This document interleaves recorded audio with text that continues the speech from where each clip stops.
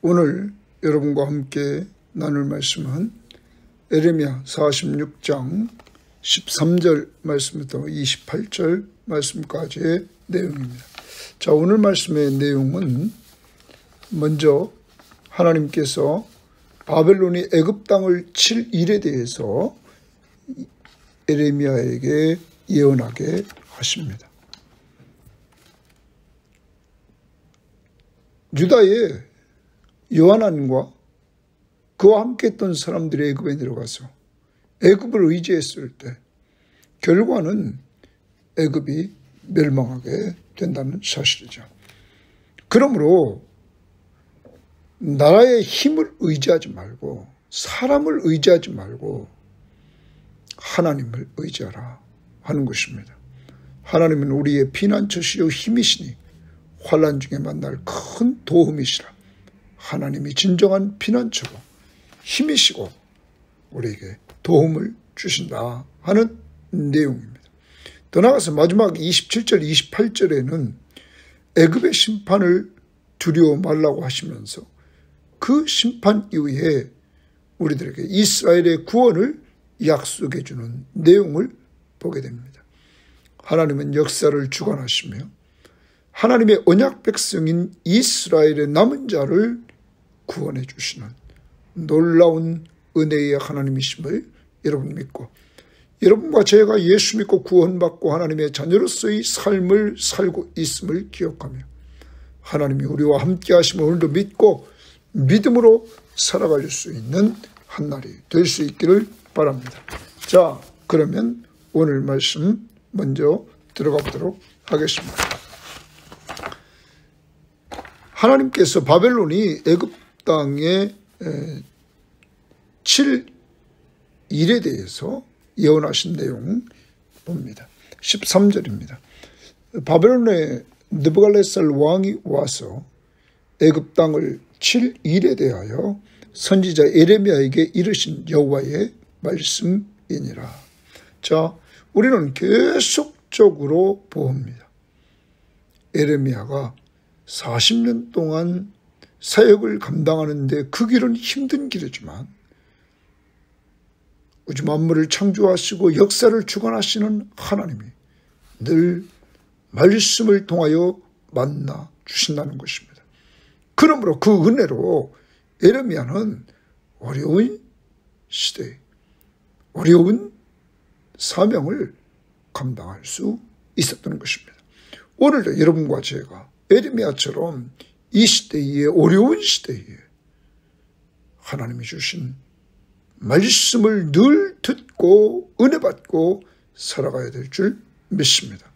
그러므로 우리는 늘 주의 음성을 듣는 훈련이 되어야 됩니다.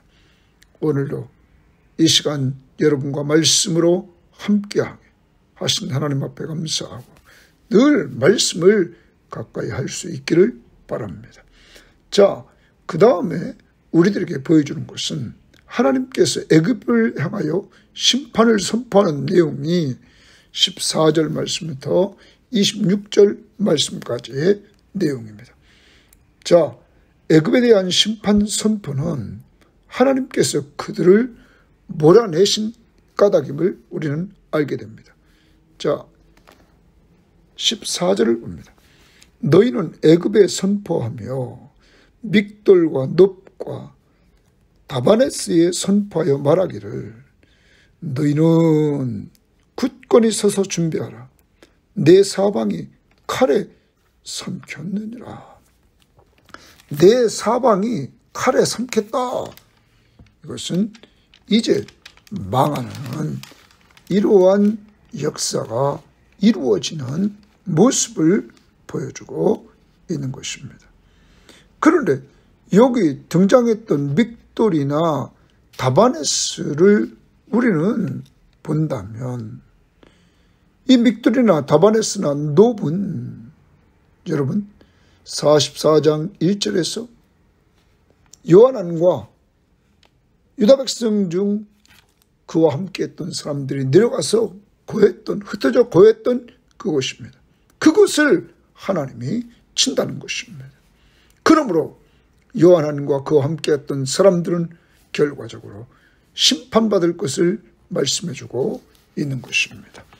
자, 그 다음 봅니다. 15절. 너희 장사들이 쓰러지면 어찌함이냐? 그들이 서지 못하면 여호와께서 그들을 몰아내신 까닭이다. 왜 장사들이 쓰러지고 그들이 서지 못하느냐? 하나님께서 그들을 몰아내신 까닭이다. 이렇게 말하고 있습니다. 여기 15절에 이 장사들이라는 말이 나오는데 이것은 애굽에서 섬기던 신들 중 하나인 수소, 아피스 신이라 의미한다고 번역하기도 합니다. 그래서 새 번역은 힘센 황소신 아피스 이렇게 번역도 합니다. 아무튼 이제 애굽이 섬기는 신까지 그 번역 성경 새 번역을 보면 하나님이 넘어뜨린다 하는 것입니다. 심판한다. 하나님께서 그들을 몰아내신 까닭이라.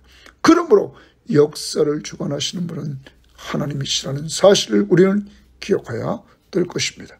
16절. 그가 많은 사람을 넘어지게 하심에 하나님이 많은 사람을 넘어지게 합니다. 사람이 사람 위에 엎드려지며 이르되 일어나라 우리가 포악한 칼을 피하여 우리 민족에게로 우리 고향으로 돌아가자 하도다. 여기 많은 사람이 넘어지는데 그때 하반절에 일어나라 우리가 포악한 칼을 피하여 우리 민족에게로 우리 고향으로 돌아가자 이렇게 말합니다. 그럼 우리 민족에게로 우리 고향으로 돌아가자는 말은 여기 용병이 등장합니다. 용병들이 애굽의 용병들이 도망가자는 것입니다. 그래서 21절에 우리가 미리 보면 이렇게 나오죠. 또 그 중에 고용꾼은 용병입니다. 애굽이 고용했던 용병은 살찐 숫송아지 같아서 돌이켜 함께 도망하고 서지 못하나니 재난의 날이 이르렀고 벌받을 때가 왔습니다. 도망했다 말합니다. 바벨론의 느부갓네살 왕이 이렇게 쳐들어왔을 때 이들은 이제 도망하게 됩니다. 자, 17절. 그들이 그곳에서 부르짖기를 애굽의 바로 왕이 망하였도다. 그가 기회를 놓쳤다 하면서 도망간다는 거예요. 바로 왕이 망했다. 그가 기회를 놓쳤다 하면서 도망간다. 애굽의 용병들은 이제 애굽이 바벨론에 패하자 기회를 놓친 허풍쟁이임을 알게 됩니다. 누가? 바로 왕이. 그래서 그들은 도망가게 된다는 사실입니다. 자, 18절. 이러한 가운데 애굽의 재난의 날, 즉 벌받을 때가 와서 심판이 임하는 내용을 봅니다. 애굽이 이제 포로로 끌려가고 파괴되는 내용이 18절, 19절입니다. 만군의 여호와라 일컫는 왕이 이르시되 고기 줄칩니다. 만군의 여호와라 일컫는 왕. 그러면 진정 만왕의 왕은 하나님이시다 하는 겁니다. 역사의 주관자이신 하나님.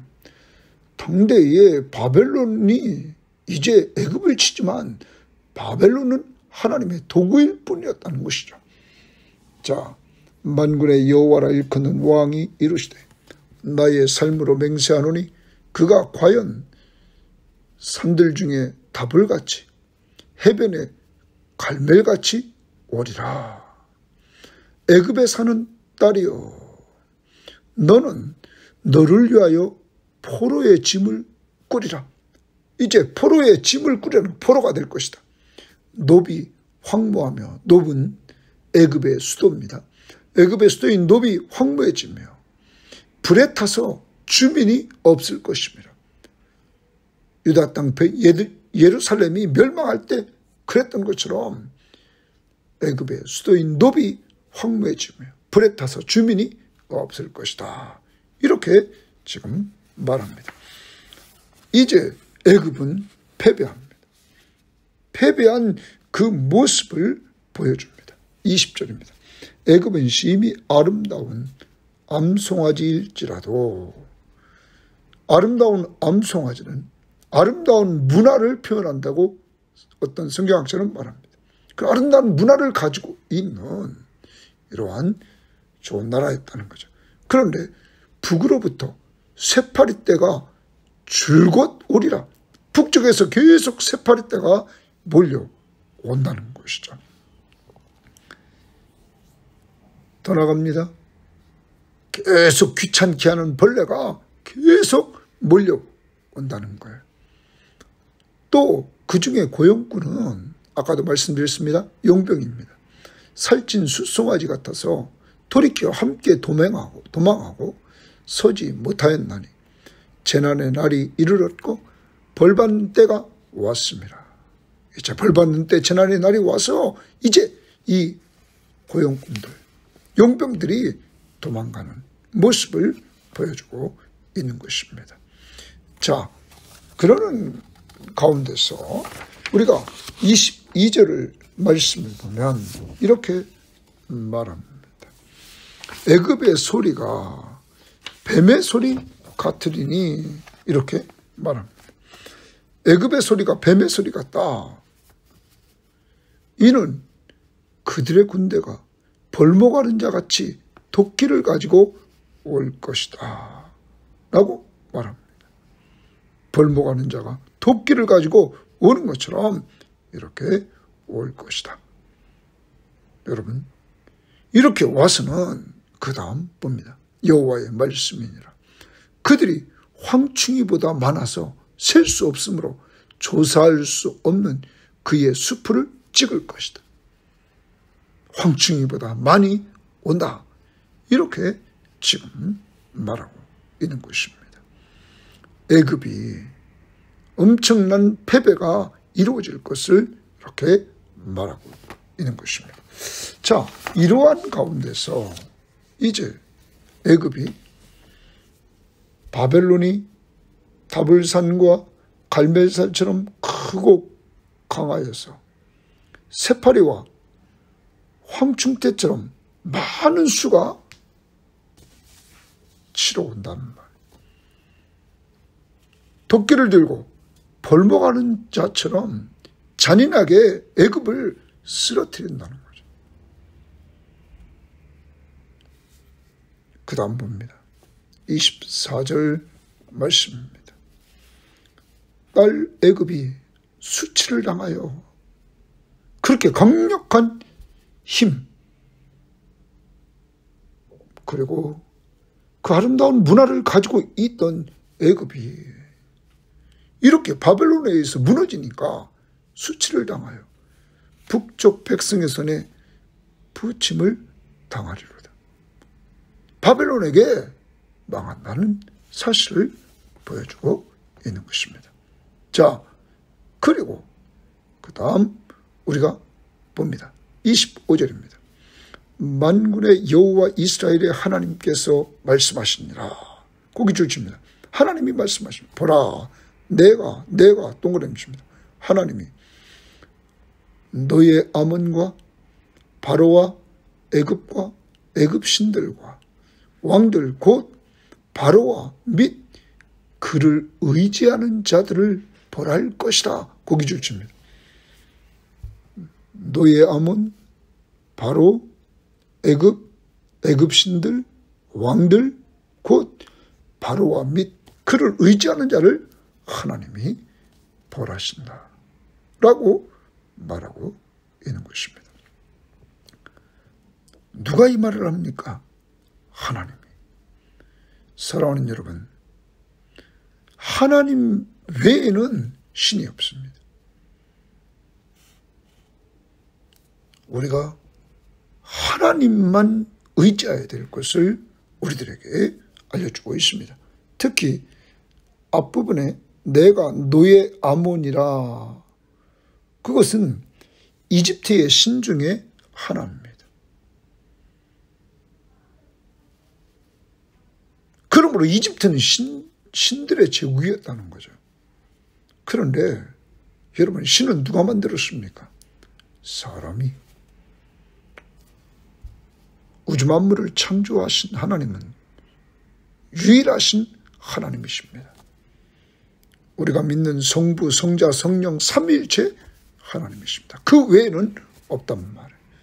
이제 모든 애굽이 섬겼던 신들, 그리고 애굽의 왕, 그를 의지하는 자 다 벌한다, 이렇게 말씀하고 있는 것입니다. 하나님 외에는 믿을 자가 없음을 우리들에게 보여주죠. 26절, 내가 동그라미 칩니다. 하나님이 그들의 생명을 누리는 자의 손, 곧 바벨론의 느부갈네살 왕의 손과 그 종들의 손에 넘기리라. 누가 넘깁니까? 하나님이. 그러므로 역사를 누가 주관합니까? 하나님이. 그러므로 누구를 의지해야 됩니까? 하나님만 의지해야 된다는 사실을 우리에게 보여주고 있는 것입니다. 에레미야는 하나님이 들려주시는 말씀을 붙들고 예언을 했습니다.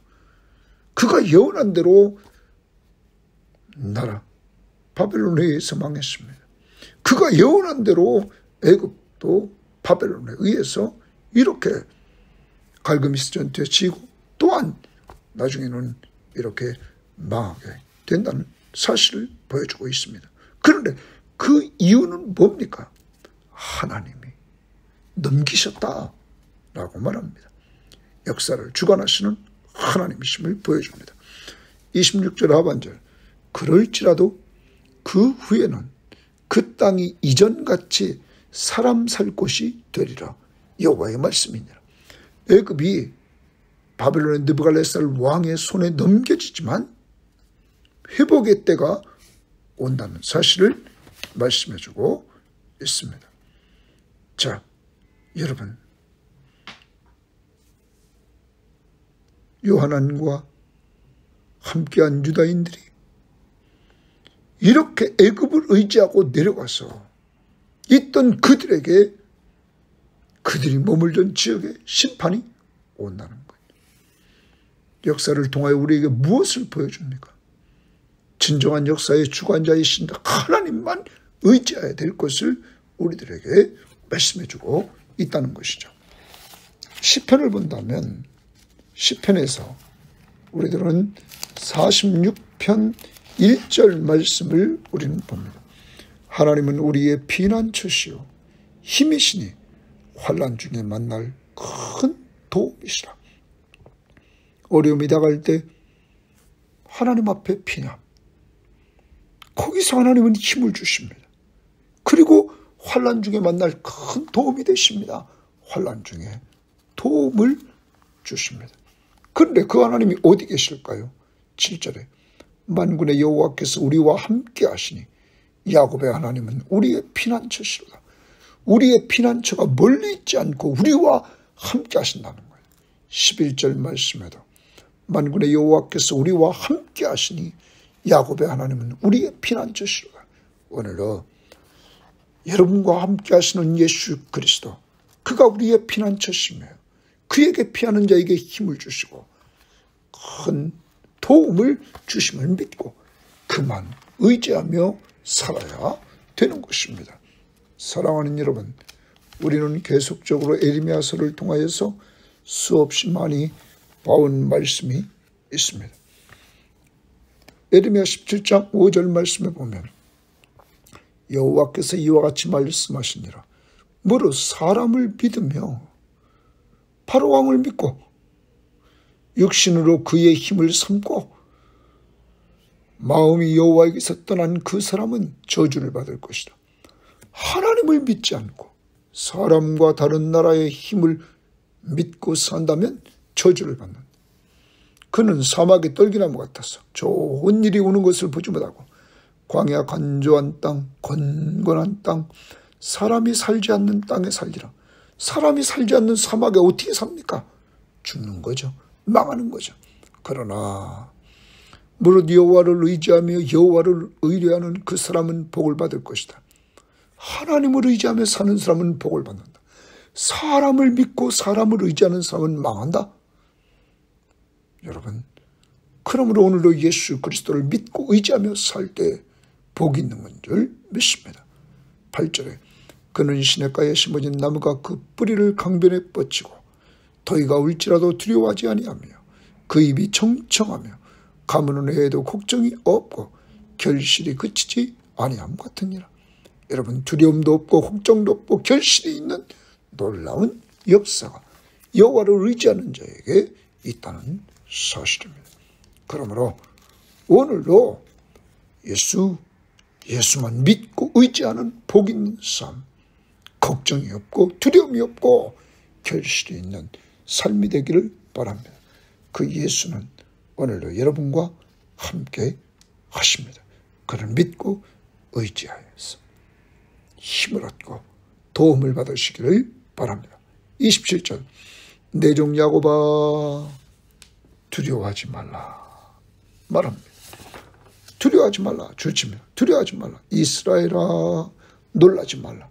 애굽 이야기를 하고는 그들의 멸망을 이야기하고는 이제 야곱과 이스라엘의 그 상태에서 하나님이 위로해 주십니다. 두려워하지 말라 놀라지 말라. 보라 내가 너를 먼 곳에서 구원하며 먼 곳에 있는 너를 구원한다. 내 자손을 포로된 땅에서 구원하리니 구원하고 구원하리니 주십니다. 야곱이 돌아와서 회복시켜 준다는 거죠. 평안하며 걱정 없이 살게 될 것이다. 하나님이 이제 다시 회복을 시켜주셔서 구원해 주셔서 먼 곳에 있는 자들을 포로된 자들을 구원해 주셔서 그들이 돌아오게 하시고 평안과 걱정이 없이 살게 하신다. 여러분 안식을 누리며 살게 하신다. 그를 두렵게 할 자가 없으리라. 하나님이 그를 두렵게 할 자를 다 쳐버린다는 거죠. 그러므로 하나님이 참 평안한 그러한 삶을 허락해 주신다. 왜요? 언약 백성이기 때문에 하나님은 이들을 버리지 않고 이렇게 회복의 은혜를 주신다 하는 것입니다. 하나님이 이렇게 야곱을 위로해 주십니다. 그리고 구원해 주십니다. 그리고 평안함과 걱정이 없이 살도록 하겠다고 약속을 해 주십니다. 어디 안에서 성취됩니까? 예수 안에서. 예수 그리스도가 오셔서 이 악한 세상에서 우리를 건져주십니다. 그리고 내 평안을 너에게 주노라 하십니다.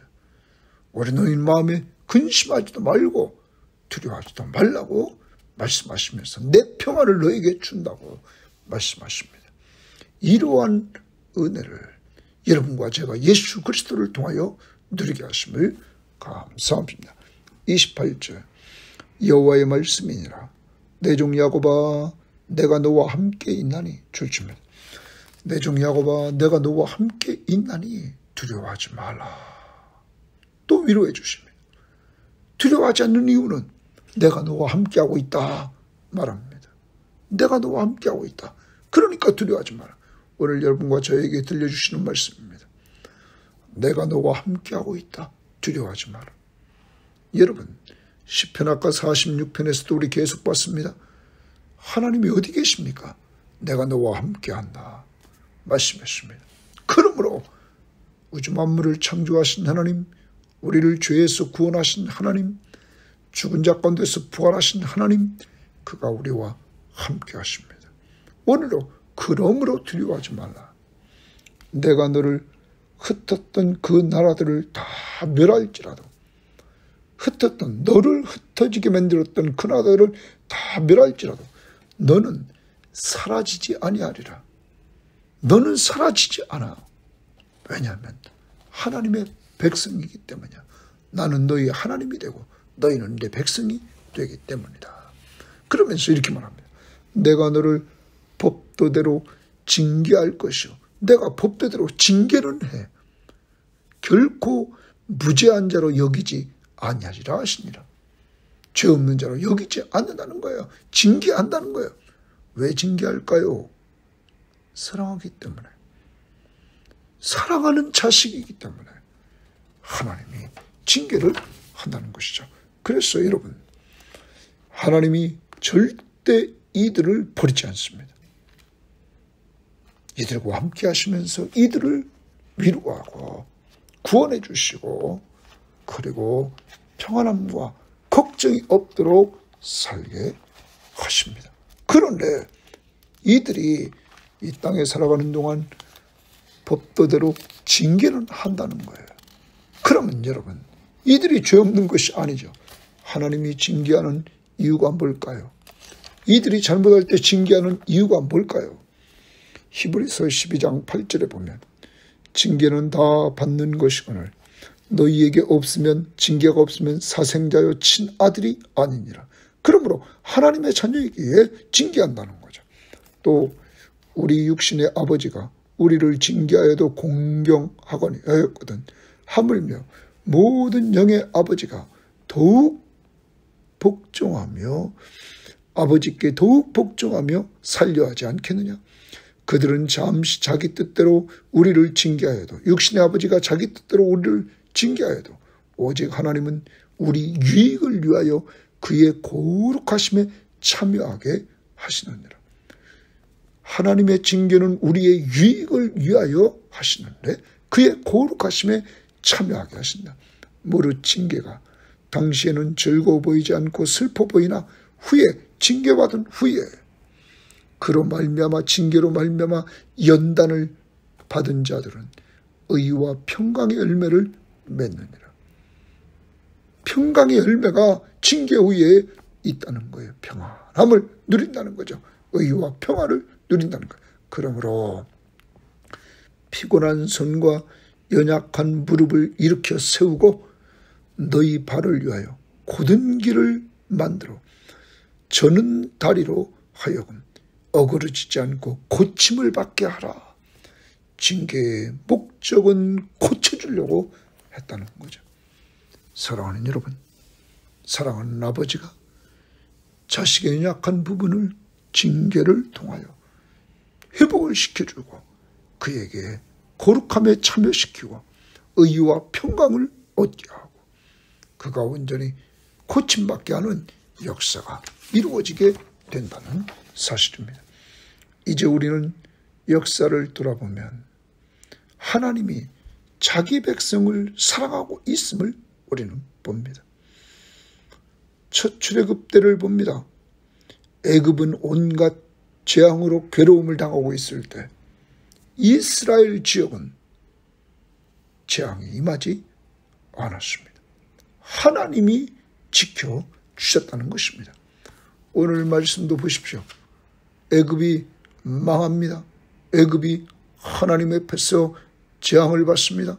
그런데 이때 이스라엘은 구원의 기회를 얻게 되었다 하는 사실입니다. 이 하나님이 오늘 여러분과 저의 하나님을 믿고 오늘도 애굽을 의지하지 말고 하나님을 의지했어야 되었다 하는 것입니다. 여러분, 망할 애굽을 왜 의지했습니까? 그리로 피했던 요한안과 유다 백성들은 같이 망하게 됩니다. 이들 중에서 피하여 도망한 자들, 애굽으로 도망한 사람들은 애굽에서 망했지만은 그 도망한 지역에서 피하여 도망하여 유다로 간 사람들은 하나님의 말씀이 진리임을 깨닫게 됩니다. 여러분, 이 사실은 우리가 무엇을 믿어야 될 것인가를 말해줍니다. 하나님과 하나님의 약속의 말씀을 분명히 믿고 의지하고 살아야 되는 것입니다. 오늘도 사람, 힘, 물질, 권세, 세상적인 사람들이 추구하는 그런 것들을 의지하지 말고 오직 예수, 작은 문제 하나하나부터 예수를 믿고 의지하면서 기도하며 나아갈 수 있기를 바랍니다. 그때 우리에게 힘을 주시고 우리에게 도움을 주시되 기도하며 나갈 때 때를 따라 돕는 은혜를 내려주시는 역사가 이루어질 것입니다. 하나님은 우리의 피난처시요 힘이시니 환난 중에 만날 큰 도움이십니다. 오늘도 어려움 속에 있습니까? 혹시 하나님이 우리를 징계하는 건 아닐까요? 징계는 사랑하는 자들에게 준다는 것. 그리고 여러분과 저를 거룩함에 참여케 하시고 의와 평강을 얻게 하시고 우리를 똑바로 세워주심을 확신하면서 합력하여 선을 이루시는 하나님 앞에 감사하는 한날이 될 수 있기를 바랍니다. 하나님은 오늘도 여러분과 함께 하셔서 위로해 주시고 구원해 주시고 회복의 은혜를 덧입혀 주십니다. 하나님 감사합니다. 오늘도 귀한 말씀을 통하여 하나님께서 정말로 말씀대로 강력한 힘을 가지고 요한과 그와 함께 했던 무리들이 의지했던 애굽, 하나님 말씀대로 보기 좋게 망해지는 이러한 모습들을 보면서 하나님, 우리가 의지할 것은 오직 예수 그리스도만 믿고 의지해야만 될 것을, 하나님의 약속의 말씀만 믿고 의지해야 될 것을 우리에게 알려주시니 감사합니다. 그러므로 복된 삶을 살게 하시고 두려움이 없고 걱정이 없고 결실하는 열매가 있도록 인도하옵소서. 하나님, 오늘도 우리 교우들 하나님 앞에서 문제를 가지고 있을 때마다 하나님 앞에 기도하여 힘을 얻고 하나님 때를 따라 돕는 은혜를 얻는 귀한 은혜의 시간 되도록 인도하옵소서. 하나님은 오늘도 변함없이 우리와 함께 하시면서 두려워하지 말라, 놀라지 말라 하면서 우리를 위로해 주시고 구원해 주시고 회복의 은혜를 덧입혀 주시는 이러한 하나님이심을 믿고 하나님 담대히 나가게 하시되 악한 자 애굽이 심판받을 때 이스라엘 백성들에게는 취급의 은혜를 주신 것처럼 바로 우리가 하나님의 백성이 되었으며 하나님의 자녀임을 확신하며 오늘도 하나님이 돌보심을 믿고 사는 한 날 되게 하옵소서. 감사하며 예수님 이름으로 기도합니다. 아멘.